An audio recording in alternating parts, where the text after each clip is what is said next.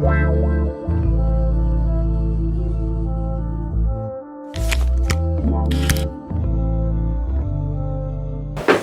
frères et sœurs, bonjour. Aujourd'hui, au terme de la liturgie de Noël, nous célébrons la fête du baptême du Seigneur. La liturgie nous appelle à connaître plus pleinement Jésus dont nous venons de célébrer la naissance, et pour cela l'évangile de Saint Luc, chapitre 3, à partir du verset 15, illustre deux éléments importants: la relation de Jésus avec le peuple et la relation de Jésus avec le Père. Comme pilule, en ces jours du baptême du Seigneur, renouvelons notre désir d'être très unis à notre prochain et à Dieu. Dans le récit du baptême conféré par Jean-Baptiste à Jésus dans les eaux du Jourdain, nous voyons avant tout le rôle du peuple. Jésus est au milieu du peuple. Celui-ci ne sert pas seulement d'arrière-plan à la scène, mais il est une composante essentielle de l'événement. Avant de s'immerger dans l'eau, Jésus s'immerge dans la foule. Il s'unit à elle en assumant pleinement la condition humaine, en partageant tout, excepté les péchés. Dans sa sainteté divine, pleine de grâce et de miséricorde, le Fils de Dieu s'est fait chair pour prendre sur lui et enlever les péchés du monde, prendre nos misères, notre condition humaine. C'est pourquoi aujourd'hui aussi, c'est une épiphanie, car en allant se faire baptiser par Jean, au milieu des pénitents de son peuple, Jésus manifeste la logique et le sens de sa mission. En s'unissant au peuple qui demande à Jean le baptême de conversion, Jésus en partage également le désir profond de renouvellement intérieur. Et l'Esprit Saint qui descend sur lui sous une forme corporelle comme une colombe est le signe qu'avec Jésus commence un nouveau monde, une nouvelle création dont font partie tous ceux qui accueillent le Christ dans leur vie.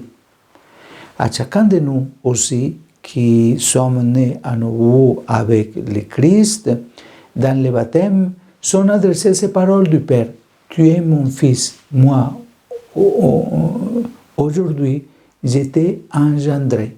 Je répète cette phrase: Tu es mon Fils, moi, aujourd'hui, je t'ai engendré. Cet amour du Père que nous avons tous reçu au jour de notre baptême est une flamme qui a été allumée dans notre cœur et qui demande d'être alimentée par la prière et la charité. Le deuxième élément souligné par l'évangile Luc est qu'après l'immersion dans le peuple et dans les eaux du Jourdain, Jésus s'immerge dans la prière, c'est-à-dire dans la communion avec le Père. Le baptême est le commencement de la vie publique de Jésus, de sa mission dans le monde comme envoyé du Père pour manifester sa bonté et son amour pour les hommes. Cette mission est accomplie en union constante et parfaite avec le Père et avec l'Esprit Saint. La mission de l'Église est celle de chacun d'entre nous aussi. Pour être fidèles et fructueuses, sont appelés à se greffer sur celle de Jésus. Il s'agit de régénérer continuellement l'évangélisation et l'apostolat dans la prière pour rendre un témoignage chrétien clair, non selon nos projets humains, mais selon le plan et le style de Dieu. Chers frères et sœurs, la fête du baptême du Seigneur est une occasion propice pour renouveler avec gratitude et conviction les promesses de notre baptême en nous engageant à vivre quotidiennement et en cohérence avec lui. Il est également très important, comme le Saint-Père François l'a dit à plusieurs reprises, de connaître la date de votre baptême. On pourrait vous demander, qui parmi vous connaît la date de son baptême? Certainement pas tous. Si quelqu'un parmi vous ne la connaît pas, en rentrant chez vous ou même à la maison, qu'il demande à ses parents, à ses grands-parents, à ses oncles et tantes, et qu'il demande à quelle date j'ai été baptisé et j'ai été baptisé.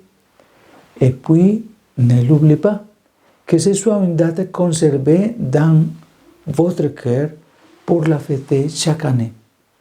Que Jésus qui nous a sauvés, non pas pour nos mérites, mais pour mettre en œuvre la bonté immense du Père, nous rende miséricordieux envers tous. Et que la Vierge Marie, Mère de Miséricorde, soit notre guide et notre modèle. Et que Dieu vous bénisse, le Père, le Fils et le Saint-Esprit. Amen. Ne manquons pas de prier énormément pour le peuple vénézuélien. Bonne journée.